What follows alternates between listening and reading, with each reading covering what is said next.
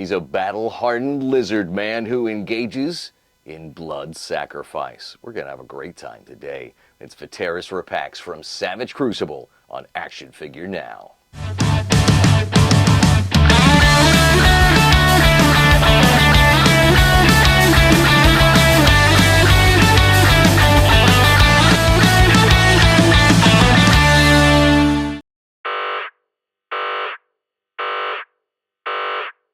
Hey guys, welcome back. It's me, Stu. Like I said, today it's the latest from Savage Crucible's line, Veteris Rapax, in the flesh. I fell in love with this line originally at Retro Toy Con back in November of last year, and they didn't have this figure available yet. But they did have it at Toylanta. They just sold out and I wasn't able to get it. But thanks to Big Bad Toy Store, I now have it in my hot little hands, and a fantastic action figure it is. As you can see there, amazing detail, just like every other figure on the line. And what I love about Veteris here is just all of the blood splattered all over those weapons and his armor. Because if you take a look at this, his little mythos there, they all have a write-up basically about what's going on with their character and where they kind of stand in the world of the Savage Crucible. This guy is into blood sport, or at least blood sacrifice. Fantastic looking figure. We're going to open it up and take a look at it right now. And here he is in all of his bloody glory out of the package.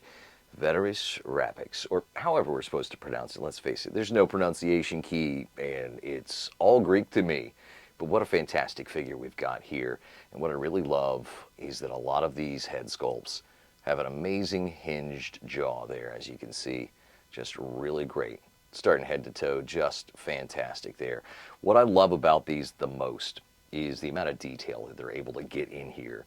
And they just look great. When it comes to the aesthetic of this guy, the first thing I noticed out of the package, really when I started playing around with him, based on his color scheme, as you can see, he's got that nice green skin with some yellow orange stripes. This reddish color, does he not give you slight Battle Cat vibes when it comes to the color scheme? Just saying, think about it. But a great figure. Just what they do with the Savage Crucible line is they go with a buck system, which really works for them in this situation. I'm not always the biggest fan of bucks, but they really make the most of it. They're very well articulated and they get a lot of detail in these action figures. Like as you can see there at the top, what an amazing head sculpt there, and what great articulation. Allows you a pretty good range of motion. Can look down just a bit, look up pretty well. Really great looking there. The armor itself is actually pegged in because it's all modular. So it's got some pieces here that you could pop off if you wanted to. And then, let me show you on one of these other guys. They all have ball joint holes back here so that you can mount some of the accessories that they've got back here in the shoulders and then back here on the backs of their arms there. Looking really cool. So it's not as noticeable to me as what they have with Mythic Legions and Four Horsemen, what they're doing to allow for the different modular pieces to go on and off. But that's basically the same idea with Savage Crucible. They are modular in that you can take off the arms down here from just past the elbow, and then you can attach, say, gauntlets in different hands down here. But let's take a look from the shoulder up. Ball jointed shoulders, and what I really like about these guys is the sheer amount of articulation you get in the butterfly at the shoulder there too. A lot of motion forward, pretty decent amount of motion back as well. And then on top of that, you've got these elbow pieces that are double jointed, but just hide it so well. So you can see right there, you've got what looks like a regular humanoid elbow, and then another piece there going in that poses, but you've also got just a slight hinge there on the front as well. So that really works very well in the articulation scheme. It's got articulation ball joint here at the top of the abdomen and then at the bottom of the abdomen as well. So you can definitely get a wide range of motion out of there. And then you can also pop them off. They suggest giving it just a little bit of heat, and I suggest that as well. But as you can see, you can kind of pop it off there at that ball joint and then remove things like the armor there at his abdomen. And you can see he's wearing his little lizard loincloth, and he's got an amazing tail too, which is also articulated in 1, 2, 3, 4 spaces. Really cool there. It's got a pretty decent range of motion, but you're not getting a lot. It's not really a ball joint there, but you do have a hinge, and it swivels just a little bit. We've got articulation here, ball joint, giving you a full range of motion there at the legs, and then right up there, a thigh cut for you also.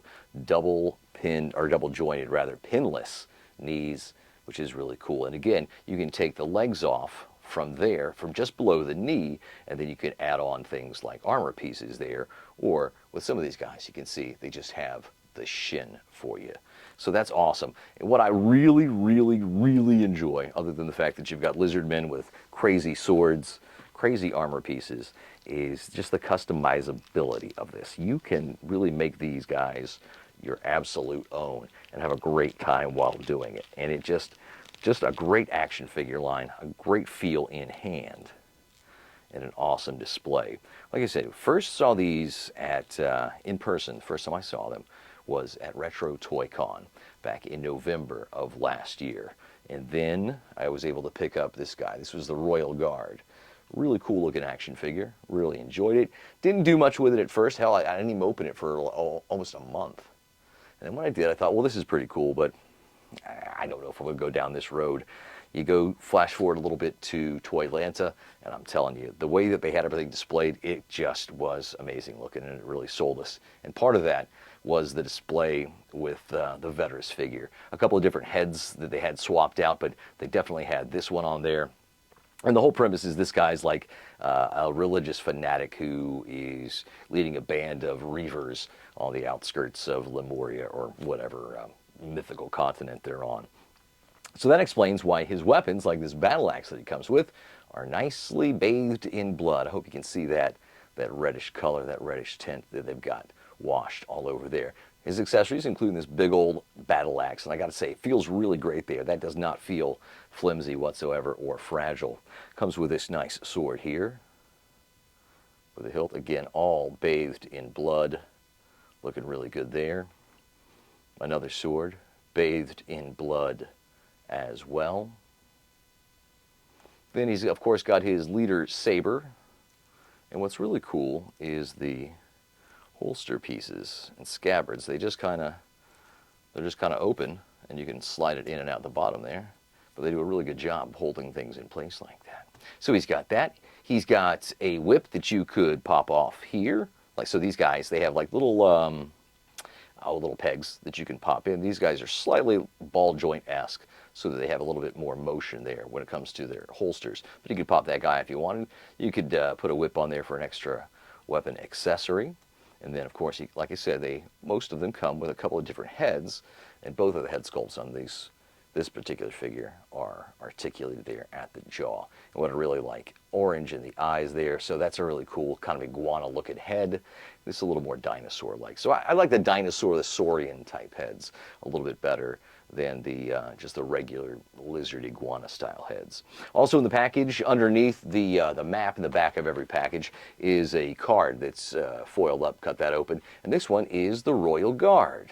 So basically, it's like if you were playing D&D with these guys, or the Savage Crucible game, which I don't really get or anything. It's got a lot of information there, their hit points, all that fun jazz. But everybody comes with a card, and this one in particular was the Royal Guard there. So if you're collecting, don't throw away your package without checking behind the map there. And also make sure that you check out the little black baggie. Make sure you notice that, because a lot of them come with a secret accessory, an extra accessory for the figures. Again, the whole idea behind this line is infinite customization and getting different weapons packs and different body parts that you can customize these guys with. This is a really cool buck system. And what this guy came with is kind of a water-esque themed scimitar-looking blade there. Hope you can see that. Looking good there. Really like what they're doing with these. And I've got another one that came, another mystery weapon that came with one of the guys that I bought at the con. Another sword like that. Really cool looking action figure. Really great posability options. Really great, just fantasy line to jump into. And I jumped in real quick. Like I said, First came the Royal Guard, and that was in November of last year. Then went to Toylanta, and it was pretty much all downhill from there. Just an amazing looking line, and I said, you know what, as I'm transitioning kind of out of my heroic superhero phase in action figure collection, I need something cool, something really awesome. And this is scratching my itch. I love what Mythic Legions is doing for the Four Horsemen. I like their Figure Obscure. We've got some reviews from some of their figures already you can check out, and I've got a couple more in store for us as well. But I think that this is really my fantasy line that's scratching a lot of itches. The first wave, Lizardmen, coming up later in May of this year. We're going to start to see Wave 2 hit, and that's Barbarians. Wave 3, Fishmen. We're going under the sea with a Cthulhu-looking guy and a bunch of piranhoid-looking fish. It's going to be awesome. So I think I'm on board for the whole ride. Let's just hope that we see this really come to fruition with all of the forces going on with talking about tariffs and all that jazz. We're not going to get into that, but just all that to say, an amazing looking action figure line. And if you're thinking about it, well, I think you should. If you're really on the fence and you enjoy this type of fantasy figure and you've got the cash to sink into it, these guys are retailing for about $50 online right now for any ones that you can find. A lot of them have sold out, and there aren't that many places that are authorized e-tailers. So you can check that out. Go to savagecrucible.com and check out their the information that they've got there. A lot of great stuff here, a lot of great stuff to come. And I've also got one more that we're going to be hitting a little bit later. This is the Shield of Desera, and this is going to be a review all to itself. Guys, appreciate you stopping by. Like, subscribe, and share it with a friend. We appreciate you helping the channel grow on the way to 1,000. Can't do it without you. Rock well, be safe, and please keep it tight.